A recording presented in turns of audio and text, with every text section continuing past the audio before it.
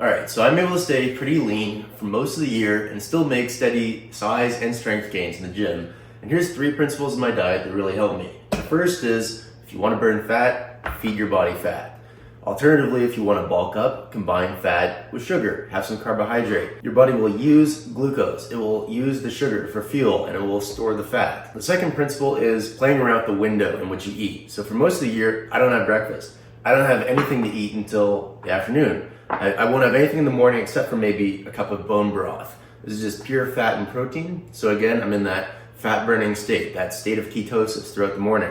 But hey, it's the winter time, I'll bring back the oats. And again, I'll combine it with the fat. So the third principle is learning to eat intuitively. And this is not as wooey and ambiguous as you might think. You can learn to do it yourself. It just comes down to eating based on your current levels of output. So you just had a big workout, let's have some protein. You're about to have a big workout, have some carbohydrate. You're about to go on a long run, let's have some macadamia nuts. I need that fat because that fat burning state is a nice slow burn. It's good energy for endurance sport. These are all sort of pretty simple principles that you can implement. Learning to eat intuitively just comes down to listening to your body and no mindless eating.